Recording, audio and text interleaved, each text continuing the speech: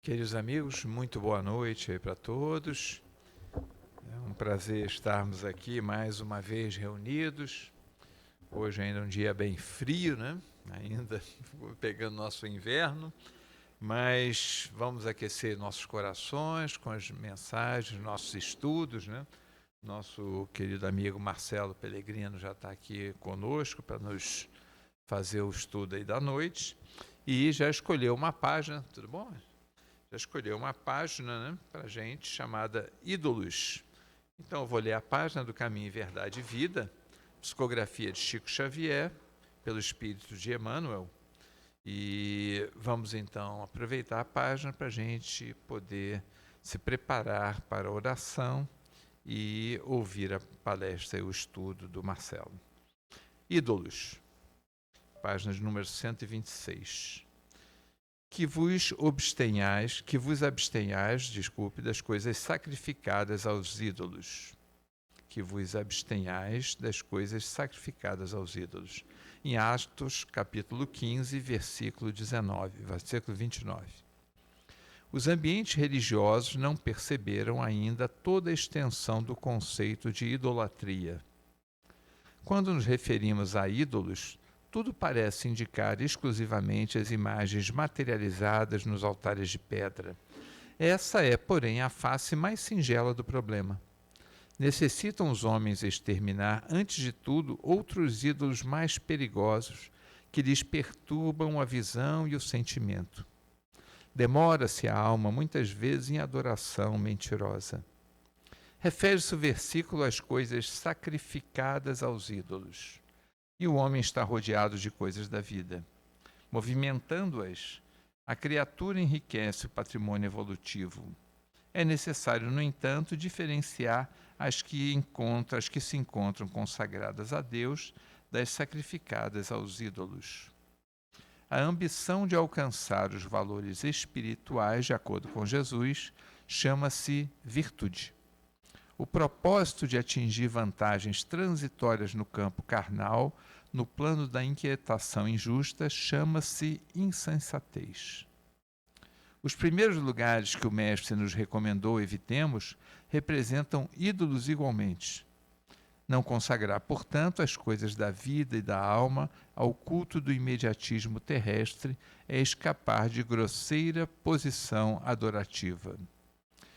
Quando te encontres, pois, preocupado com os insucessos e desgostos no círculo individual, não ouvides que o Cristo, aceitando a cruz, ensinou-nos o recurso de eliminar a idolatria mantida em nosso caminho por nós mesmos. Vamos então orar, amigos. Senhor Jesus, querido amigo, aqui estamos. Chegamos no altar de nosso Pai, trazendo nossas oferendas para agradar a Deus. Entretanto, querido mestre e amigo, bem sabemos que as melhores oferendas que podemos trazer é o amor a Ele, o amor ao próximo, o amor a nós mesmos. Por isso, ajuda-nos, Senhor, nesta noite que começa reflexiva aos nossos ouvidos na idolatria, que possamos quebrar os alicerces das oferendas para oferecermos aquilo que trazemos de melhor em nossa vida, nossos verdadeiros tesouros que se encontram em nossos corações. Ajuda-nos na noite, dá-nos ouvidos de ouvir, que Marcelo possa receber a tua inspiração a fim de poder nos transmitir mensagem dos seus estudos para podermos refletir um pouco mais em nossas vidas. Fica conosco, querido amigo, agora e sempre, que assim seja. Marcelo, por favor, amigo. Alô, alô. Deixa aqui, tira. Vou usar esse aqui. Ah, não, pode fechar. Então, tá gravando já? Então tá. Pessoal, boa noite. nós vamos conversar sobre esse tema do bezerro de ouro, que tem a ver com uma citação, uma passagem bíblica, e que é importante que a gente discuta esse tema nos dias que nós estamos vivendo. É claro que a gente sempre fala, né, que essa página é muito importante, aquela página é muito importante. Na verdade, toda página, toda lição, ela é muito importante, porque ela vai consolidando na gente algumas ações que são importantes para que a gente consiga caminhar.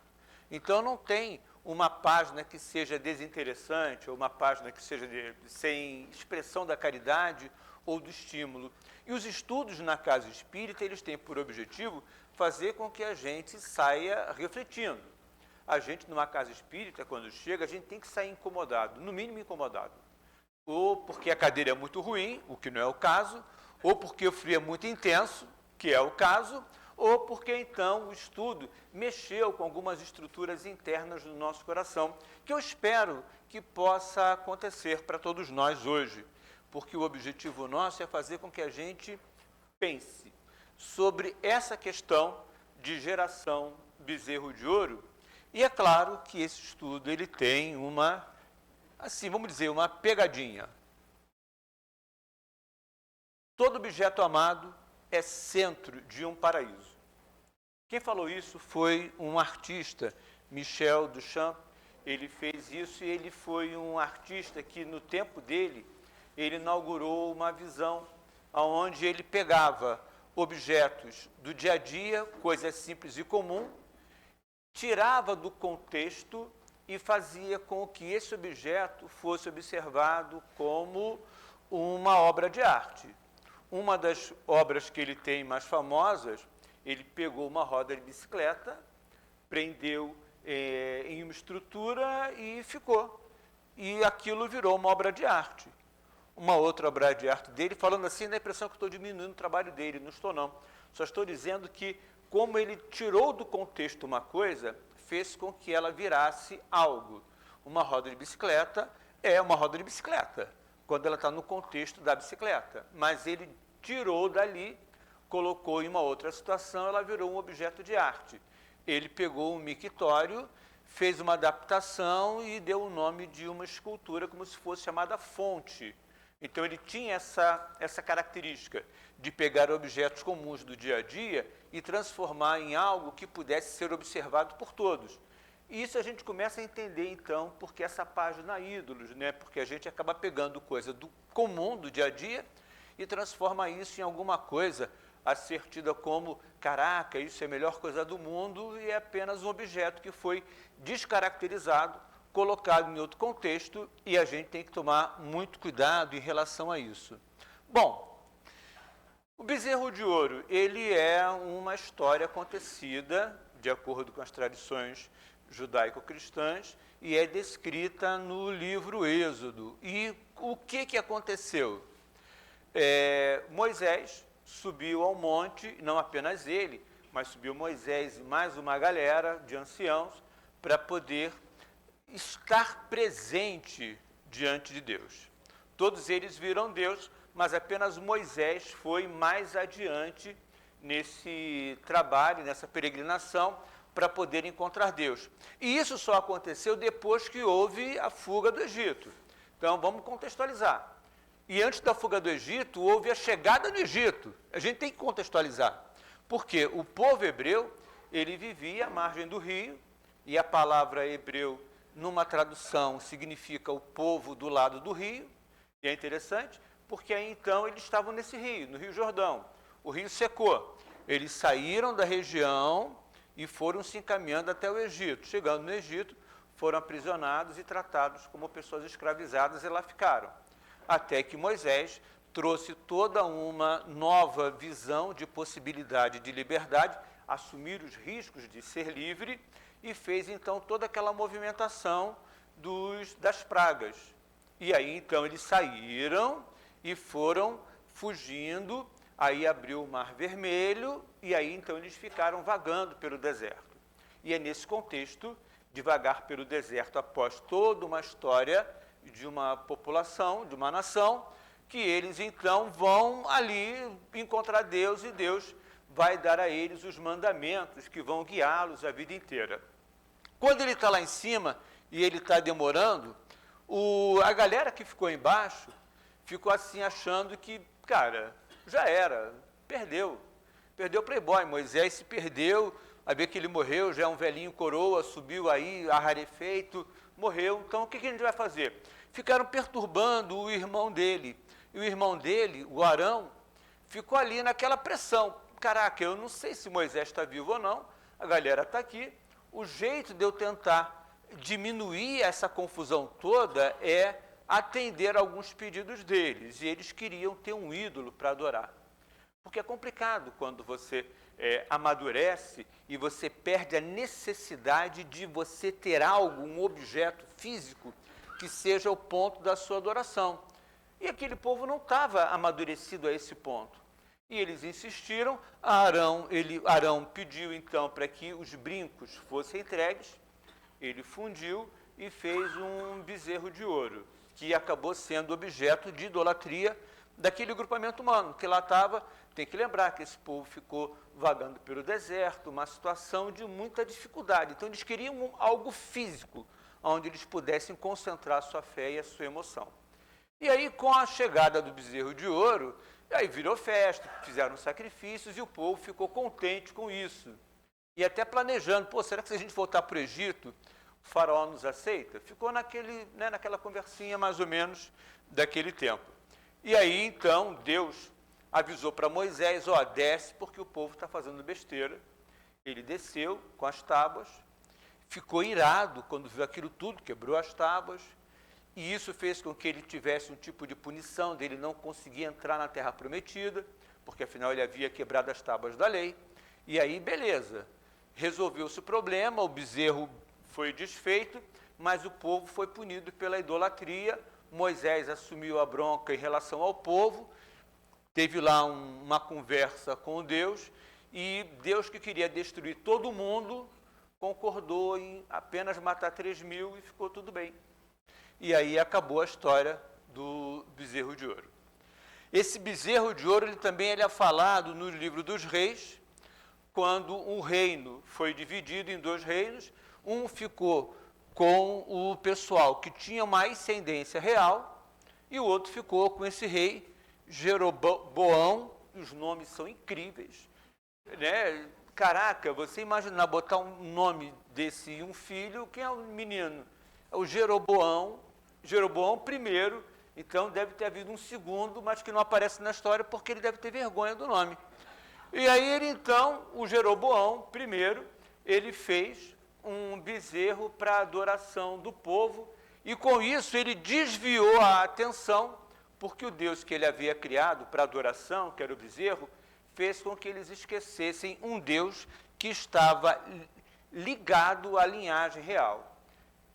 Dá a impressão que estudou a história da carochinha, mas em 1990, e depois uma reportagem corroborou isso, foi descoberta uma estátua de 11,5 centímetros, de 3.500 anos, de um bezerro de ouro, assemelhado ao que era colocado na história toda bíblica, e isso reforçou então o conceito, reforçou a ideia.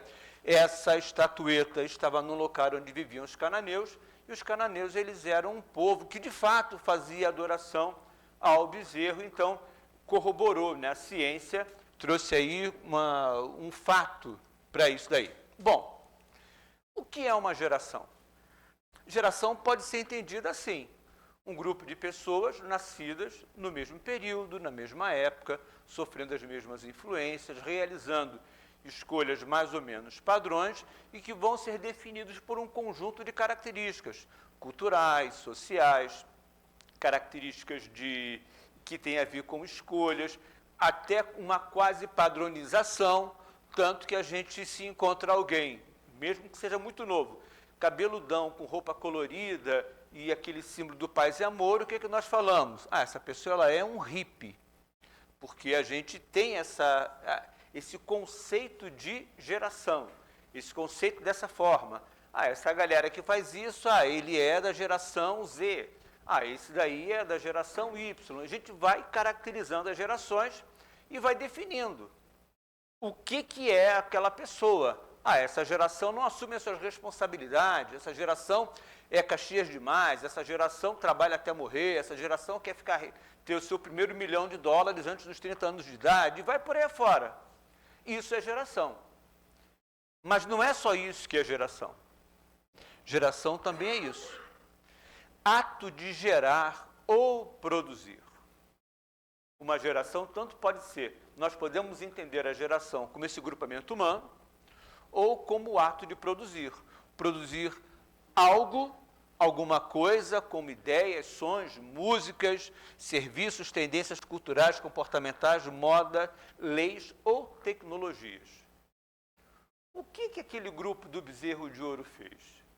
Eles eram uma geração com essa característica, foram nascidos e criados dentro da pressão da escravização, não estavam habituados a serem livres e, de repente, conseguiram a liberdade. Então, dá um medo danado você ser livre quando você assume as responsabilidades sobre as coisas que você faz. E, ao mesmo tempo, eles são uma geração porque eles criaram algo que foi o quê? O Bezerro de Ouro. Então, essa duplicidade de ideias é o que vai fazer com que a gente possa conversar ou dialogar para que nós tenhamos uma ideia do que é a geração Bezerro de Ouro. Então, nós temos aqui, de onde surgem os males que fustigam a mente humana e que fazem as pessoas se sentirem abandonadas da providência divina, chegando ao ponto de erigirem falsos ídolos, como a página que foi lida, como aquele grupamento humano, que estavam com medo. O que faz as pessoas quererem criar falsos ídolos, quererem criar uma resposta que seja fácil? Porque um ídolo falso, ele é uma resposta fácil, ele é uma resposta que está aqui, no meu bolso. Eu tiro aqui, qual é o teu ídolo? Meu ídolo é aqui, é o celular AJYK 3000, que tira fotos de...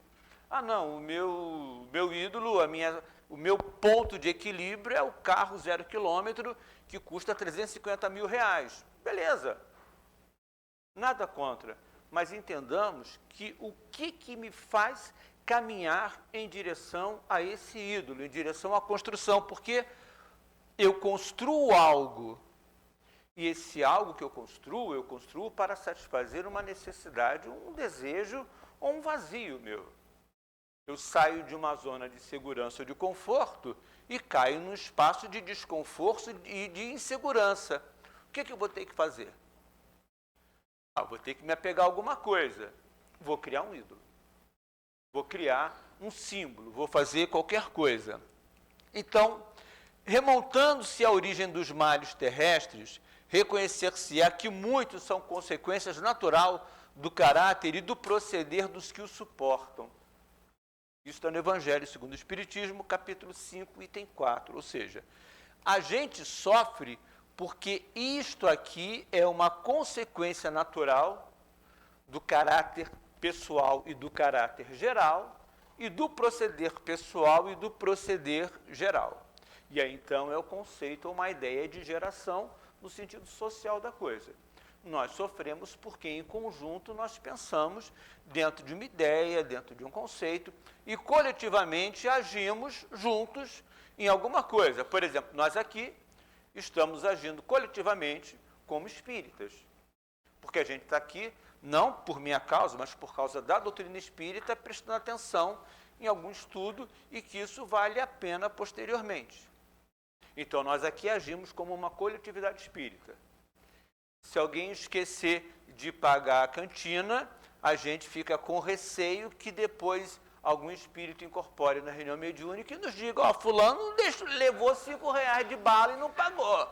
Aí a gente se assusta com isso e tem a preocupação, deixa eu quitar aqui minha dívida, porque isso daí pode chegar na rádio fofoca e aí, caraca, como é que eu vou reagir em relação a isso? Mas nós temos essa condição. A gente, porque está na casa espírita, a gente tem a preocupação de ter escolhido aquele lugar gostoso, quentinho, e nos sentamos. Aí a gente vê alguém comendo os casacos, a gente se sente obrigado, eu vou ter que levantar daqui porque 3 já me olharam e viram que eu estou aqui quentinho e tem aquela pessoa, droga, vou ter que levantar. Não é porque eu seja espírita, é porque eu estou sendo cobrado pelo olhar dos outros. Então a gente tem que ter esse cuidado, porque ser espírita não é admitir cobranças que não sejam as internas. Então tem isso daqui. São consequências natural do caráter e do proceder dos que o suportam. E olha só que interessante, fala de suportar. E o que é suportar? É estar carregando o peso daquilo que você tomou como decisão. Fizestes um Deus a vosso jeito, segundo uns terrível e sanguinário, segundo outros alheado dos interesses do mundo. O Deus que fabricastes é ainda o bezerro de ouro que cada um adapta aos seus gostos e às suas ideias. Isso está no Evangelho segundo o Espiritismo, escrito pelo espírito Locardaire, eu não sei falar francês, e tudo bem, em 1863. Ou seja, isso aí é quase tão antigo quanto Eleonora. Então, tem Lacordaire. Então, Lacordaire, não? Então, recebemos uma corrigenda. Muito bem. Olha só. Fizestes um bezerro de ouro que cada um adapta aos seus gostos e ideias. Essa visão de Deus, que é colocada aqui, é a visão do Deus à moda da casa. E esse Deus à moda da casa, ele é um ídolo falso. Porque esse Deus à moda da casa, ele é aquele que responde aos meus anseios, às minhas questões, às minhas dificuldades, que não são as mesmas questões, anseios e dificuldades do Mauro, da Líria, da Andréia, da Eleonora, do Bruno. São anseios e dificuldades pessoais. Quando esses anseios e dificuldades eles são gerais, aí a gente está nisso daqui, numa geração, no sentido de algo comum a um grupamento humano. Mas aqui o que ele fala é exatamente que cada um, então é cada pessoa, não é cada coletividade humana, cada pessoa adapta aos seus gostos e às suas ideias. Ou seja, ele está dizendo, então, que cada um de nós acaba fazendo de Deus uma imagem que quer. E o quanto isso beneficia ou quanto isso prejudica, vai depender das consequências que isso traga para a pessoa. Porque eu posso ter uma ideia de um Deus muito legal, muito bacana, um Deus que responde a todo mundo de maneira positiva, um Deus promotor de boas relações, um Deus que curta coisas legais, tranquilo. Ou eu posso achar que Deus é aquele cara rancoroso, vingativo, que vai estar ali punindo um, punindo o outro, que quer matar 3.000 pessoas. Eu posso fazer de Deus a imagem que eu queira. Posso? Posso. Devo? Aí é a decisão de cada um. Porque há uma diferença entre poder e dever. Entre eu posso e eu devo. Eu posso mentir? Posso, mas devo. Eu posso entrar na contramão? Posso, mas eu devo. Eu posso colocar muito sal na comida? Posso, mas eu devo. Ou seja, eu posso, mas eu devo. Essas são as questões que fazem a gente acabar buscando um ídolo que, para nós, ele vai deixar de ser um ídolo falso. Por quê? Porque ele responde às minhas expectativas pessoais. Eu quero um Deus que diga que está tudo bem eu sair na rua chutando canela de um monte de gente. Esse Deus vai dizer para mim, não, porque você está nervoso, estressado, e você, ao fazer isso, você não faz isso com raiva da pessoa, mas raiva de você. Eu vou encontrar uma resposta. Mas esse Deus, ele guarda uma legitimidade de ser um Deus que ele é acolhido pelo entendimento comum, ou ele é, de novo, apenas um bezerro de ouro ligado ao meu interesse pessoal?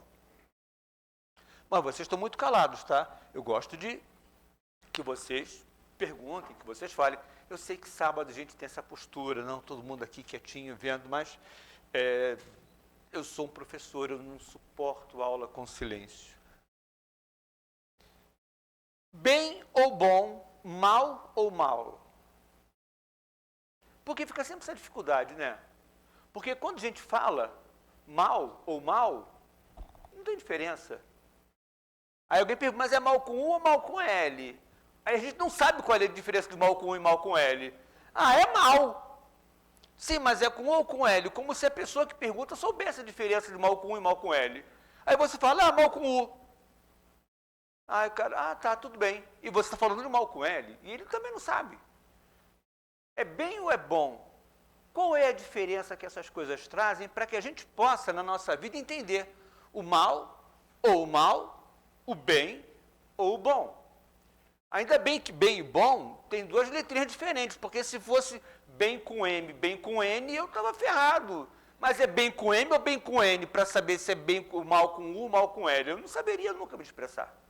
Então, o bem e o bom, beleza, a gente consegue entender. Mal com U e mal com L. Vamos lá. O bem indica a maneira como algo é feito, descrevendo a qualidade de uma ação. O bem, então, está ligado à qualidade de uma ação, e não à qualidade de um objeto. O bem descreve como algo é feito e a qualidade dessa ação. Mas o que é qualidade? Qualidade é uma percepção. Qualidade não é algo que ela vai admitir que é o mesmo que o meu, porque são percepções diferentes. Uma pessoa musicista vai ter uma percepção de qualidade do som diferente de mim, que sou apenas um ouvidor de música. Uma pessoa que seja capaz de distinguir diferentes tons de cores vai fazer uma avaliação muito mais preciosa do que eu, que sou apenas um visor de cores, um enxergador de cores. Andréia, por ter feito faculdade de Química e ter trabalhado muito tempo numa fábrica que fazia cores, de vez em quando ela fala para mim, mas esse azul está com muito vermelho. Eu olho aquilo, para mim é azul. Eu vou fazer o quê? De fato, bem que eu notei. Eu consigo perceber isso com esse olhinho que não é treinado? Não, não consigo perceber. Então, para mim, a qualidade é um conceito que é muito próprio e pessoal, que está ligado a esse grau de satisfação de necessidades e expectativas. Eu tenho a expectativa que eu possa passar a mão aqui sem espetar o dedo. Fiz isso, não espetei o dedo, isso aqui é feito com qualidade, porque atendeu às minhas expectativas. Mas se tem aqui um negocinho que eu espeto o dedo, nossa, isso está feito de maneira a não atender a minha expectativa e a minha satisfação. Então, qualidade é uma questão pessoal, que tem a ver com sabor, com hábito, com cultura, com gosto, com o desejo de que isso satisfaça algo que eu estou no meu coração. O bom serve para qualificar algo, alguém ou uma situação que satisfaça. Então, enquanto o bem, ele indica uma ação, o bom, ele qualifica algo que está satisfazendo os meus desejos, os meus interesses. Esse armário foi feito de maneira boa, então ele atende às minhas expectativas. Esse prato de comida, ele é um prato bom, ele atende às minhas expectativas. Aquela pessoa não é uma pessoa bom ou boa porque ela comete alguns atos. Ela pode ser uma pessoa do bem ou não do bem em função de outras coisas. Aí eu estou no bem qualificando uma ação de alguém. O bom eu observei que aquela qualidade me satisfaz, estou feliz, estou alegre, estou satisfeito com isso. O mal, com U, adjetivo em português que significa o contrário de bom. Esse armário foi mal feito, porque ele não foi feito de maneira boa a atender às minhas expectativas. não é o mal com o... Oh, perdão. O mal com o significa o contrário de bom, que é esse daqui. E o mal com L é o que se contraria ao bem. O armário não é bom. O armário não é bom, mas o armário, ele atende às minhas expectativas de qualidade, de não me machucar, de não me ferir. Uma pessoa, ela é boa porque ela pode fazer o bem ou porque a atitude dela atende às minhas expectativas. Então, aqui, nós vamos trabalhar com esses dois conceitos. O conceito do bem e o conceito do mal. Porque esse conceito do bem e esse conceito do mal são dois conceitos que estão ligados a essa questão que envolve o quê? Que envolve todo a nossa conversa sobre bezerro de ouro. E por que isso? Porque essas são as grandes questões que fazem com que a gente sofra no nosso dia a dia as agruras, as aflições, os medos, as dificuldades. Porque o bem e o mal são conceitos que estão ligados a questões que nós damos um valor ético e um valor moral. Então, bem e o mal, como que nós podemos caracterizar uma pessoa de bem? E aí, nessas horas vocês respondem. Atitude de caridade, caridosa, benevolente, indulgência e perdão. Uma pessoa empática. O que mais? Uma pessoa acolhedora. Uma pessoa compassiva. Compreensiva. E uma pessoa má. O contrário de tudo isso. Essa é a melhor resposta que você dá quando você quer enrolar o professor. A questão do mal, ela é fruto da ignorância. Interessante isso, Bruno, porque se o mal é fruto ou é consequência de uma ignorância, o que é o bem?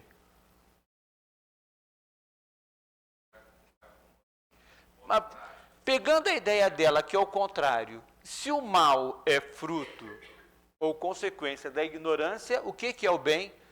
Antônio, você que está rindo, o que seria o bem, pegando a ideia da Líria? Fruto do conhecimento. Fruto da educação. Fruto de algo que nós estamos fazendo aqui hoje, que é discutirmos o que é isso. A gente vai sair daqui fazendo bem pra caramba? Não sei. Opção de cada um. Ah, eu vou sair daqui hoje incomodado porque eu não fiz o bem? Também não sei. É uma opção de cada um. Eu vou sair daqui pensando nisso? Também não sei.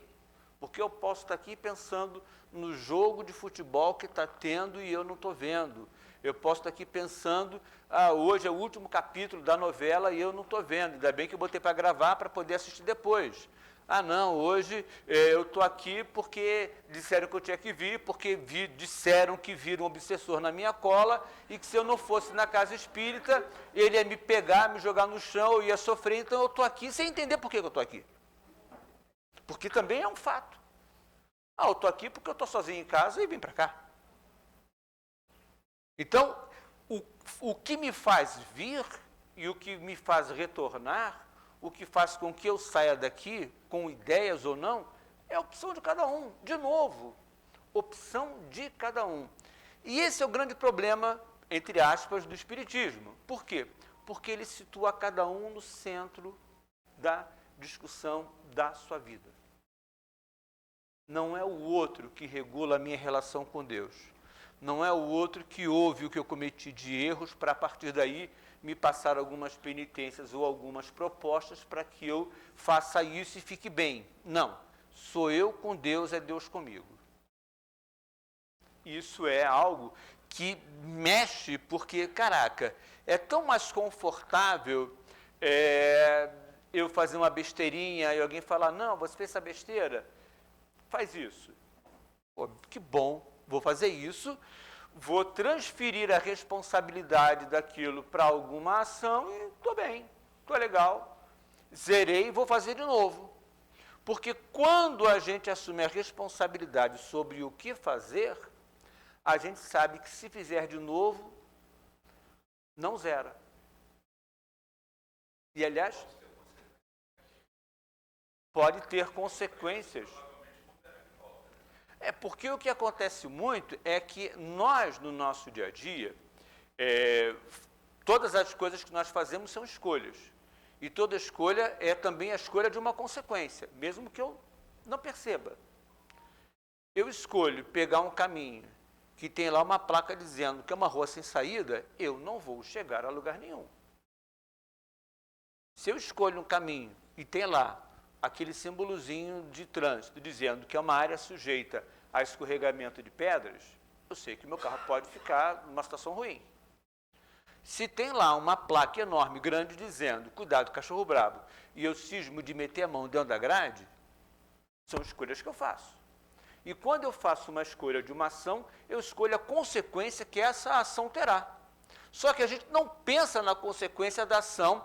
Por quê? Porque nós queremos ter a satisfação do prazer imediato, de querer chegar e querer fazer, e a gente não pesa ou a gente não avalia quais as consequências que essas ações elas terão na nossa vida. O bem e mal. Na conversa sobre bem e mal, a gente tem que buscar ver o que é Deus e qual é a relação dele nessa questão toda que envolve o bem ou o mal. Nós temos, até por força de hábito, porque a gente, por ser espírita, acha que é um valor legal, a gente decorar a primeira pergunta do Livro dos Espíritos. O que é Deus? Aí todo mundo sabe falar o que é Deus. No ESD, pergunta, prova do dia, o que é Deus? Todo mundo responde. Não precisa nem colar do amiguinho. Todo mundo já sabe. Né? Isso daqui é uma memorização. Se essa memorização não me melhora, é apenas uma memorização. Então, o que é Deus? Sem precisar escrever, nós saberíamos dizer, né? Deus, inteligência suprema, causa primária de todas as coisas. Legal isso, né? Mas em que isso muda a minha vida? Em que ter a noção que Deus é isso muda a minha vida?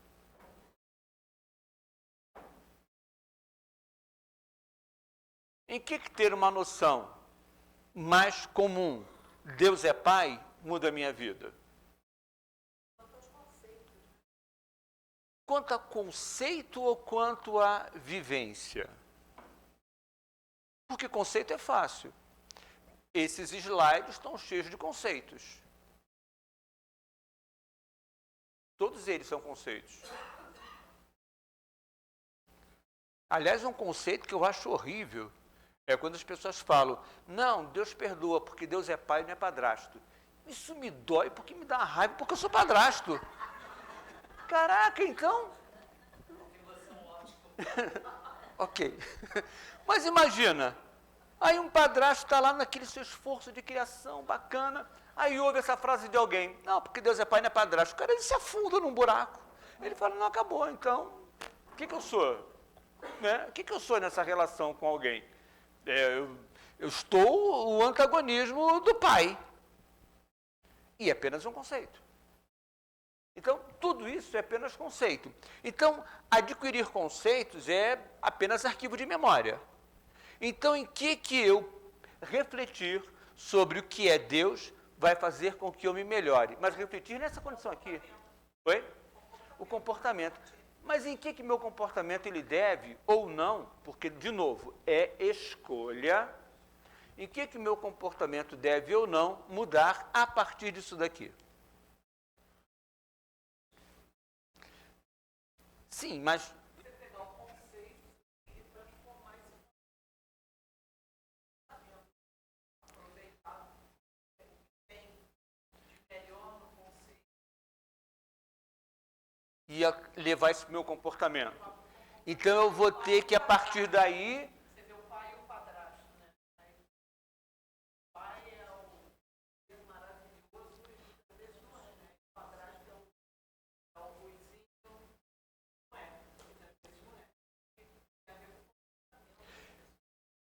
Como é que eu me comporto diante da informação de Deus ser inteligência suprema e causa primária em todas as coisas?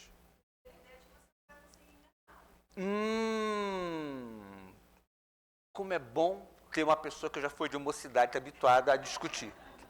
Então, beleza, Monique, você não tem como enganar. Ou seja, não tem papinho para enrolar Deus. Não tem papinho. Deus, olha só, eu fiz isso, mas eu estou aqui pensando em fazer um negócio. Eu joguei na Mega Sena, mas é para eu ganhar e dar uns 10% para a casa espírita. Eu estou querendo enganar Deus. Por que não dá 90%? Não, aí, poxa vida. Percebe? Porque não, é o dízimo. E não vou nem descontar o imposto. O imposto eu pago. Percebe? Então, em que eu me torno melhor é porque eu entendo que eu não tenho como enganar Deus. Mas aí é uma outra coisa. Deus não tem como me enganar. Porque pode parecer estranho, mas nisso daqui, Deus não me engana. E qual é a vantagem de eu saber que Deus não me engana? O combinado vai acontecer. E qual é o combinado em relação a Deus? Oi?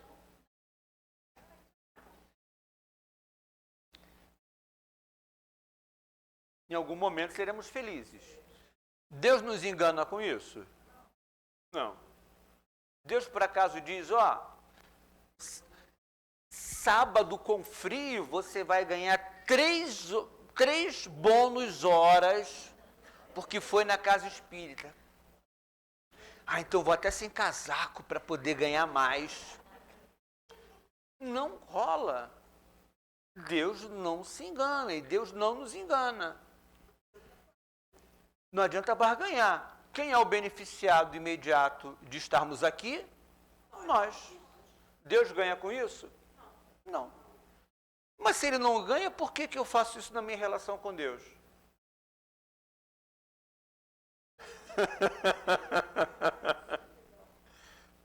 Eu gosto de fazer provocações de perguntas, que é para a gente sair daqui pelo menos incomodado. Sim. A ética é promovida pela nossa aprendizagem a partir da que a gente desenvolve a ética. A ética não foi falada aqui, ela é base nos estudos. Lídia, o que é ética? Você, como uma pessoa que tem bem mais de filosofia do que eu.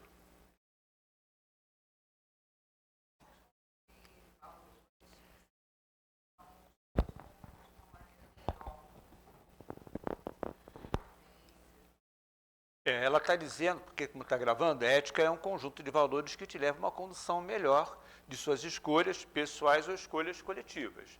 Então, a gente está falando de ética. E ética, a gente se torna mais preocupado com a nossa ética quando eu entendo que Deus ele não me engana e eu não consigo enganá-lo. E aí eu começo a me preocupar o que eu faço a partir do momento em que esse conceito deixa de ser conceito para se tornar um padrão de comportamento. Mas o padrão de comportamento não é porque eu vá me tornar a inteligência suprema ou vai ser a causa primária disputando lugar com Deus. Não é isso. É tornar-me uma pessoa melhor a partir do momento em que eu entendo que, porque Deus está vendo, e aí não é uma cobrança de novo do chicote, mas caraca, se ele está me dando a chance de ser útil, eu tenho que aproveitar essa chance. Fala, querido.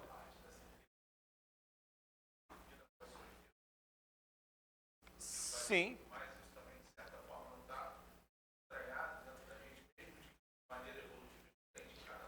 Sim, mas aí tudo que eu faço, né, que Jesus diz, né, tudo que eu faço vós podeis fazer.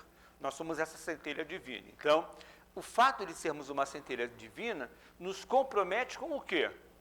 Com a manutenção de uma ordem estabelecida dentro de critérios de inteligência e de critérios de ser o originador das causas das coisas. Aí vem uma situação complicada. Sendo ele a infinita superioridade em tudo que existe no universo, dele promanam todas as virtudes, emoções, expressões e relações promotoras de dignidade, superando as nossas expectativas em relação ao todo e ao tudo que nos envolve e o que está na nossa consciência. Mas Kardec fala, entretanto, o mal existe e tem uma causa. Se Deus é tudo isso, e Kardec afirma na Gênesis, capítulo 3, item 3, ele afirma, entretanto, o mal existe. Vamos lembrar o conceito de mal. Não é feito de forma satisfatória. Mas se não é feito de forma satisfatória e nós somos frutos dessa criação, por que nós não somos feitos de forma satisfatória? Entretanto, o mal existe, tem uma causa. É Deus o causador disso, já que Ele é a causa primária de tudo? A gente insiste em dizer que não, mas nós temos certeza disso. Porque eu digo não até para ficar com a consciência tranquila. Não. Ai, caraca, quase que por meio segundo eu pensei que mal de Deus, Ele ia saber e ia me punir. Então eu estou tendo uma relação de medo com Deus.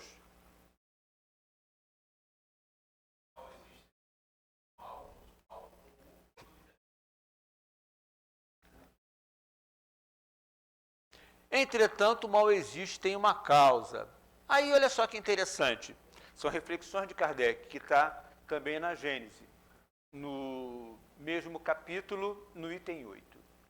Pode dizer-se que o mal é a ausência do bem, como o frio é a ausência do calor. Assim como o frio não é um fluido especial, também o mal não é atributo distinto. Um é o negativo do outro, onde não existe o bem, forçosamente existe o mal. Não praticar o mal já é um princípio do bem. Deus somente quer o bem, Só do homem procede o mal. Se na criação houvesse um ser preposto ao mal, ninguém o poderia evitar. Mas tendo o homem a causa do mal em si mesmo, tendo simultaneamente livre-arbítrio e por guia as leis divinas, evitá-lo-á sempre que o queira. Aí foi que ele falou aqui baixinho, livre-arbítrio. E o que é livre-arbítrio? Liberdade de escolha. Eu posso escolher pegar a rua sem saída e vou reclamar, que droga, essa rua não me levou para canto nenhum. Mas peraí, quem que escolheu a rua sem saída? Né? Você não soube ler os sinais daquela plaquinha que diz que é rua sem saída? Não tinha plaquinha. Tudo bem, não tinha plaquinha. Aí você veio para cá, rua sem saída. Reclamar, vai abrir uma saída? O que tem que fazer? Caraca, me deparei com uma rua sem saída. E agora? Volto. Aí eu volto com que objetivo? De reclamar?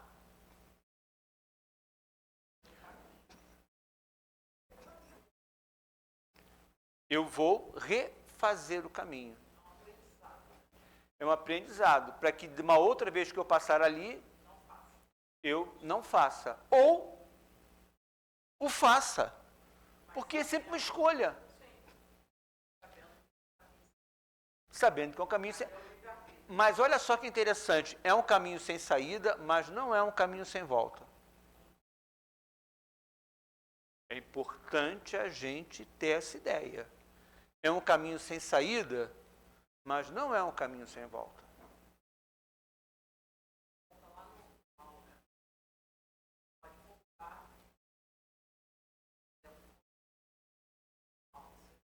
É. Eu acho que aí também tem uma parte do livre-arbítrio, né? Você saber que você errou e fazer. Mas às vezes, por conta disso daqui, nós não sabemos que erramos porque nós vivemos de acordo com padrões.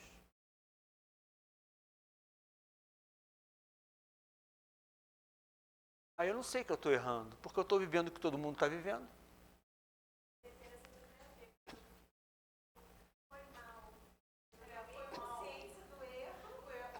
Mas foi mal com um ou mal com ele?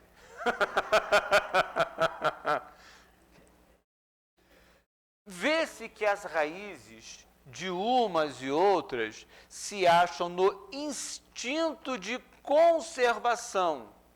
Instinto que se encontra em toda a pujança nos animais e nos seres primitivos mais próximos da animalidade, nos quais ele exclusivamente domina, sem o contrapeso do senso moral, por não ter ainda o ser nascido para a vida intelectual.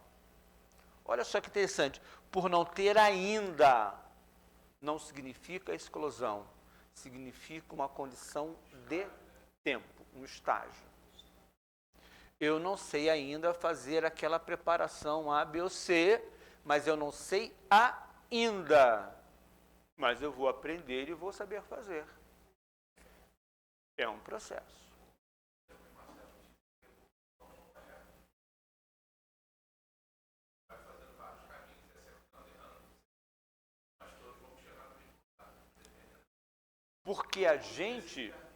Porque em função do livre-arbítrio, a gente realiza escolhas e escolhe consequências. Isso é que é importante a gente entender. Cara, peguei a rua sem saída, e agora? Vou dar ré e volto. E o consertar o erro, por exemplo, tem lá a rua sem saída. Adianta eu tentar pegar uma outra rua para sair dela? Vou ter que voltar mesmo. Não adianta. Não há atalho. Deus não me engana e eu não engano Deus. É uma relação cara a cara. Interessante isso aqui, instinto de conservação. Instinto que se encontra em toda a pujança nos animais e nos seres primitivos mais próximos da animalidade. O cachorrinho criado em casa, o gatinho criado em casa, a gente bota comidinha, ele espera, a não ser que seja esfomeado, mas de maneira geral, ele espera porque ele sabe que ele vai ter comida. Botou ali, ele comeu. Ele fica depois perturbando, patinha, choramingando, e mais comidinha.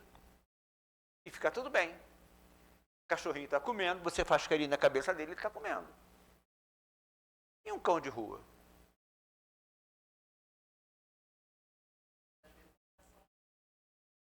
E por que não é a mesma? Instinto de conservação. Ele não sabe quando ele vai comer de novo. E porque ele não sabe quando vai comer de novo, ele tem que lutar pela sua sobrevivência. E lutar pela sobrevivência faz com que a pessoa ela pare de usar o senso de responsabilidade social, pensando apenas no seu senso pessoal de sobrevivência. E então, olha só que interessante. Isso daqui é uma lente do instinto de sobrevivência. Existe bem aqui ao lado? Existe. Tem bem aqui, aqui, bem aqui, aqui. Existe mal aqui ao lado? Existe. Aqui. O que essa lente observa mais? O mal ou o bem? Por quê? Oi? Onde tem que dar o destaque para trabalhar, porque é ainda não ter nascido para a vida intelectual. É o ainda. Quando eu tenho o contrapeso do senso moral, o que eu passo a observar?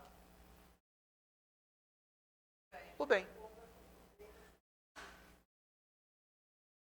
É o bem que está dominando ou é o bem que eu passo a enxergar mais?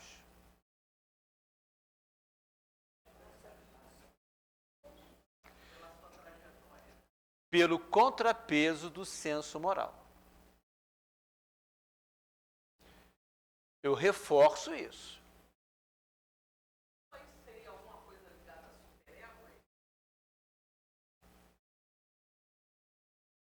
nessa situação, o que era outrora um bem, porque era uma necessidade da sua natureza, transforma-se no mal. Não só porque já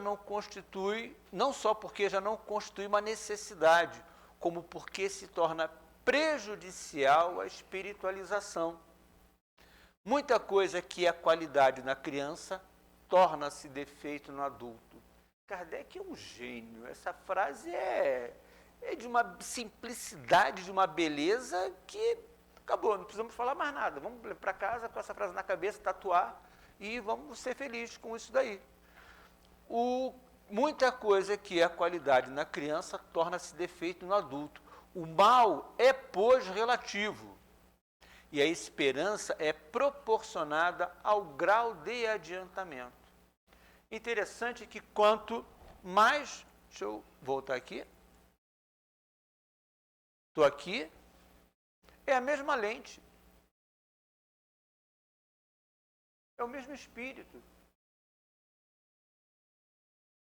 É a mesma pessoa. Aqui, ela enxerga o mal por uma necessidade de sobrevivência. E ela enxerga o mal porque ela acha que o outro vai querer comer, o cachorrinho acha que ele vai querer comer a comida dele, então eu vou morder esse cachorro. Mas aí, contrapeso do senso moral. Reforço mais ainda pela prática do bem e entendo que o que é qualidade na criança torna-se defeito no adulto.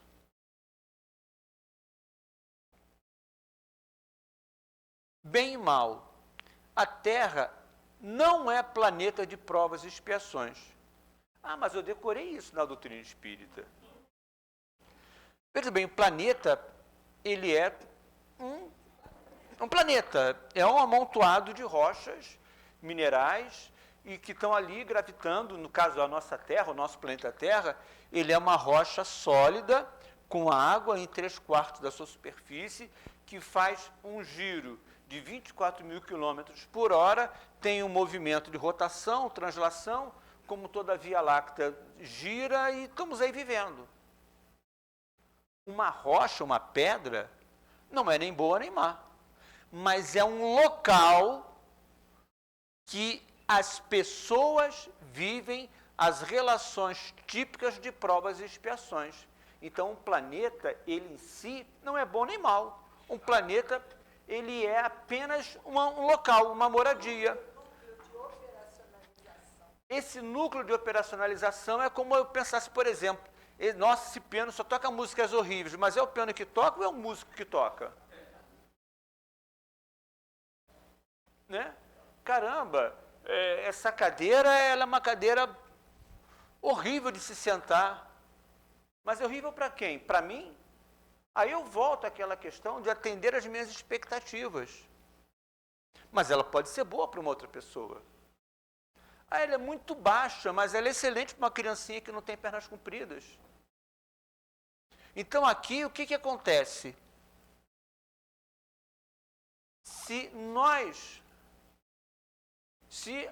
As relações características do planeta Terra estiverem em 51%, mas não é 51%, mas pode ser 51,2%, não importa.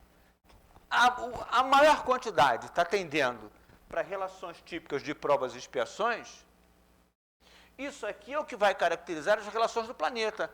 Mas quando a gente se modifica, quando formos metade mais um, regeneração.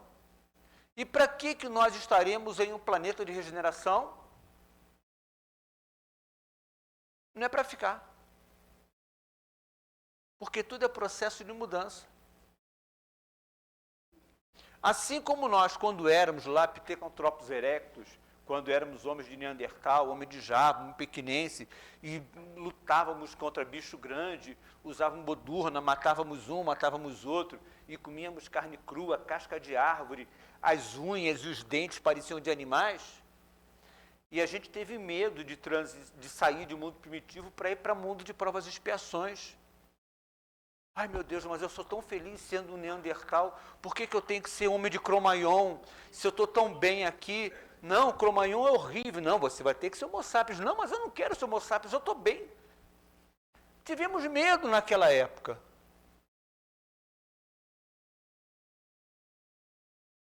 A questão do livre-arbítrio pode se resumir assim: o homem não é fatalmente levado ao mal. Os atos que pratica não foram previamente determinados. Os crimes que comete não resultam de uma sentença do destino. Ele pode, por prova e por expiação, escolher uma existência em que seja incitado ao crime, quer pelo meio onde se ache colocado, quer pelas circunstâncias que sobrevenham, mas será sempre livre de agir ou não.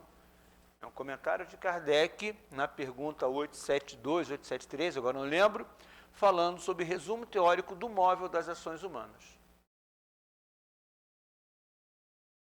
Ou seja, não é fatalmente levado ao mal.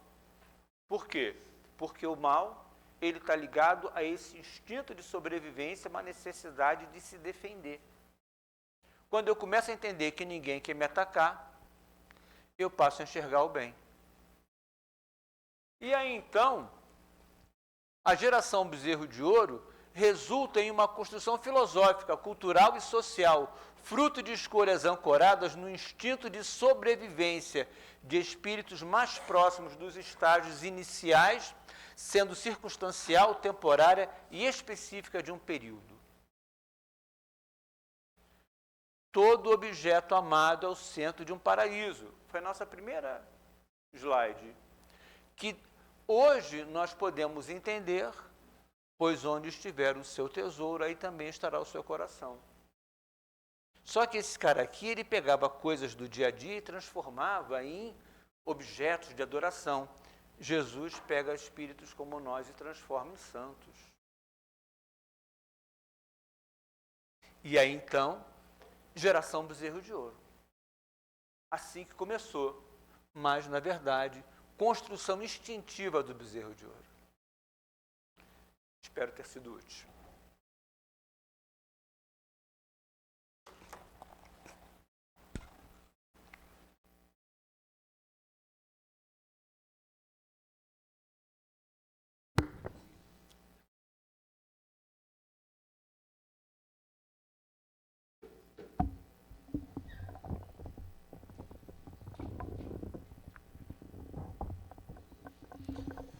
Obrigado, Marcelo, aí pelas reflexões, né? Vamos pegar aqui, eu queria também falar algumas coisinhas, mas deixa eu pegar aqui os avisos, porque é mais fácil aí primeiro, né? Marcinha me passou ali. Primeiro é sobre o aniversário da casa, né? Vamos fazer 41 anos, né, de fundação. O aniversário da casa mesmo no dia 28 de agosto, né? E nós vamos comemorar, então, no dia 30 de agosto, às 19 horas. Então, você é nosso convidado. Então, dia de festa, vamos ter uma palestra, né? Todo dia de festa. Raquel que vai fazer a palestra para a gente, Raquel Cuspino. E bolinha e tal, mas eu não posso dar spoiler não, para o que vai ser, o pessoal me pega depois. Mas venham, 30 de agosto. Igualmente, Momentos com Jesus, né? Estamos já nos preparando, né, para o trabalho dos Momentos com Jesus. É um domingo, né, que nós vamos fazer na FESO, né, lá na FESO do Vale do Paraíso. Nós vamos estudar 2 temas, um deles expulsão dos vendilhões do templo, e o outro, então, eu e o Pai somos um. Isso ocorrerá no dia 14 de setembro e as inscrições já estão abertas, né? Então, se desejarem aí escrever, a gente tem ali as informações para ministrar para vocês. Da AME, né, Associação Médica Espírita de Teresópolis, nós vamos ter a palestra, então, no dia 24 de agosto, às 10 horas, né, no Facebook da AME ou no YouTube da AME, com o Dr. Fernando Figueiredo, e o tema é Homeopatia, Medicina do Espírito, né? Um tema bastante gostoso aí para a gente conversar aí, né, sobre espiritismo e homeopatia. Só isso, né, Márcia? Então tá. Então, aproveitando aí, alguém nos visita hoje pela primeira vez? Aproveitando? Não, né? Então tá. Bom, queria agradecendo assim ao Marcelo aí no seu estudo, né? Sei que na verdade amanhã é dia do quê? Dia mesmo do quê? Dia dos Pais, obrigado. Dia dos Pais. Não, pai não tem vez, né? Não, Monique, tá bom, tudo bem.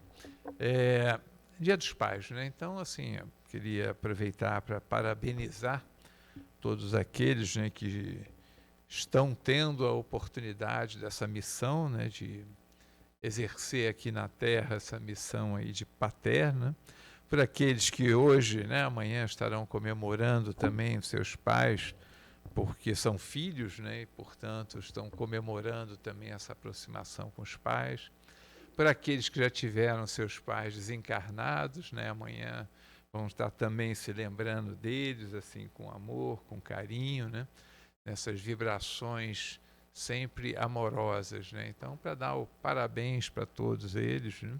Todos os pais, nós pais, né? Para dar os parabéns. E eu queria aproveitar exatamente esse ensejo que o Marcelo deixou, né? Com relação a Deus, né? Muitas vezes a gente passa pelo Dia dos Pais, né? Sem nos lembrar um pouco de nosso Pai, que é Deus, né? Então a gente acaba se lembrando muito dos nossos pais consanguíneos, né? Aqueles que fizeram a dádiva de nos receber, mas tudo, na verdade, somos espíritos e todos nós somos filhos de Deus. Então eu queria aproveitar esse momento exatamente para a gente fazer esse agradecimento a Deus, né? Que Deus, no tempo de Jesus, né, que Marcelo colocou ali, as pessoas sequer pronunciavam o nome de Deus, né? Deus era sempre... existia um tetragrama, né, que as pessoas colocavam 4 letras, né, que elas só soletravam as letras, né, depois se chamou Yahvé, né, e finalmente Jeová, né? Então, na verdade, não se pronunciava o nome de Deus. E aí vem Jesus, e é isso que eu queria trazer para vocês. Vem Jesus e quebra esse paradigma e começa a chamar Deus de papai.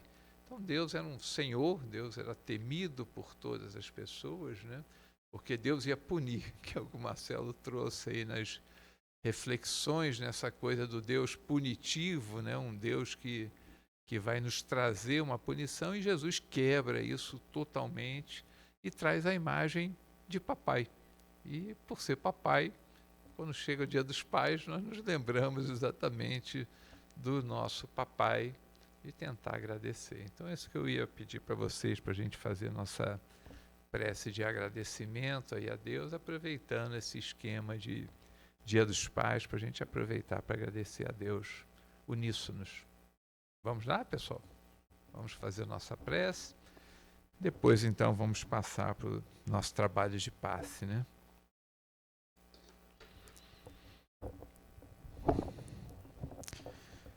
Querido Pai, obrigado, Senhor.